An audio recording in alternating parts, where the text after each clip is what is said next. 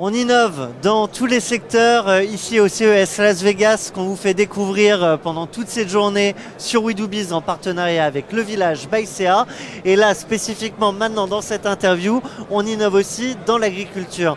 Je suis avec Alban Pobla, bonjour. Bonjour. Tu es cofondateur de l'entreprise Dilepix. Et alors votre sujet c'est l'agriculture et la technologie dans l'agriculture. Tu me disais qu'il y avait un sujet sur les agriculteurs, c'est qu'on leur demandait beaucoup, d'ailleurs on a pu le voir dans les débats récents, on demande beaucoup aux agriculteurs, on ne leur donne pas toujours les moyens et vous faites partie de ces moyens.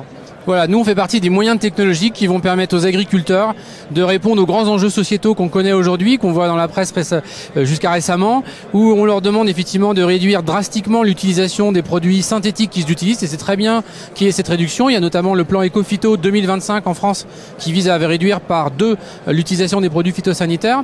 Mais si on ne donne pas des outils technologiques aux agriculteurs pour savoir où mettre au bon endroit, au bon moment et à la bonne quantité le bon produit, ils vont pas pouvoir réduire l'utilisation de ces produits-là. Parce qu'il faut maintenir des cultures en état sanitaire aussi pour être consommées après dans la transformation alimentaire qu'on en fait.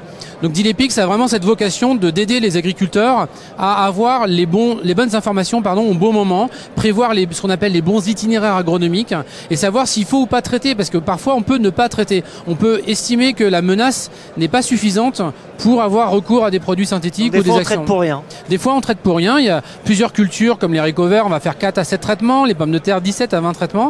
Il y a plein de fois où on fait des traitements qu'on appelle préventifs dans le cas où il arriverait quelque chose. Mais dans la plupart des cas, il n'arrive pas forcément quelque chose. Si on pouvait dire... Le sujet, c'est d'arriver à analyser qu'il va se passer quelque chose ou pas et qu'il y a besoin ou pas de produits phytosanitaires. Oui, exactement Thomas. L'idée c'est vraiment d'avoir des caméras qui surveillent les cultures, soit en fixe, soit en mouvement sur des drones ou des tracteurs, pour déterminer le moment optimal où on va pouvoir traiter peut-être même de façon uniquement curative, parce qu'on va tellement traiter au bon moment qu'on n'aura pas besoin de mettre des produits avant. On traitera que au moment où il y aura un problème, et on essaiera peut-être de traiter avec des bioproduits, des produits issus de la culture, issus de la culture d'algues, issus de production biologique, et d'éviter d'avoir recours à des produits synthétiques. C'est vraiment ça l'enjeu. Donc ça, c'est sur les agriculteurs. Vous travaillez aussi avec les éleveurs.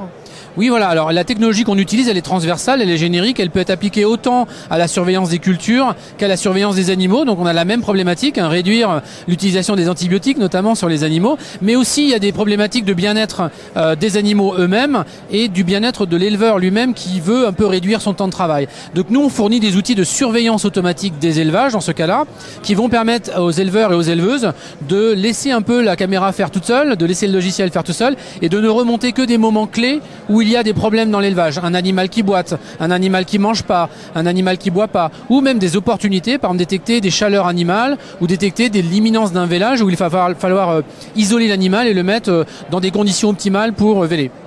Et donc jusqu'à aujourd'hui et avant des technologies comme celle-ci, c'était beaucoup de temps humain, d'observation, des fois peut-être des erreurs de diagnostic. Néanmoins, vous mettez le doigt sur un certain nombre de choses à observer et ensuite charge à l'éleveur ou à l'agriculteur d'aller valider que l'hypothèse est la bonne et de traiter ou non.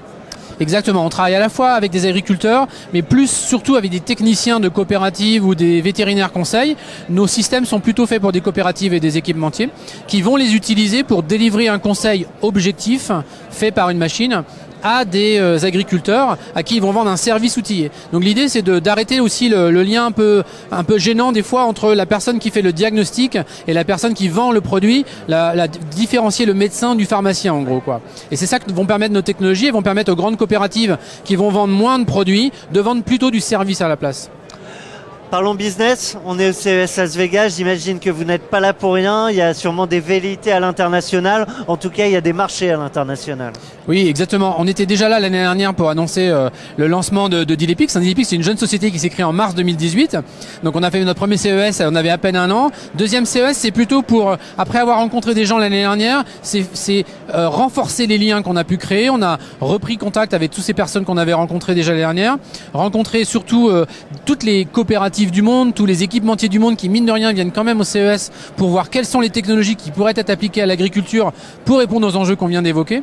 Et donc l'idée pour Deal Epic, c'est vraiment de préparer une arrivée plutôt en 2021-2022 sur le marché américain, de continuer à observer, mais de montrer aux Américains qu'on est bien présent, qu'on vient plusieurs fois sur les salons américains. On était au mois de novembre parce qu'on était lauréat de 2 concours, Nedva, Greenest. On était au mois de novembre au Canada et aux États-Unis pour rencontrer encore nos mêmes partenaires. Et ça démontre que même si on est une jeune entreprise, on vient sur le continent américain, on est présent et on sait à qui parler, on sait qui fait quoi et on sait avec qui on pourrait travailler surtout. C'est long à signer ce genre de produit avec ce type de client? Oui, c'est très long, mais pour une raison autre que le fait qu'on soit distant.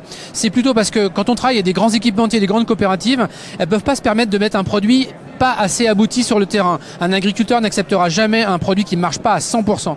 Donc on va travailler avec eux pendant 1 an, 2 ans avec ces clients-là, et après on va les tester avec des agriculteurs tests pendant 1 an, 2 ans de supplémentaires. Donc le produit va mettre 2, 3, 4 ans à arriver sur le marché. Donc c'est vrai que c'est très très long d'arriver à avoir un produit qui est visible, mais par contre la signature n'est pas forcément longue. La signature du contrat n'est pas si longue que ça. C'est l'arrivée sur le produit du marché l'arrivée sur le marché du produit qui est longue.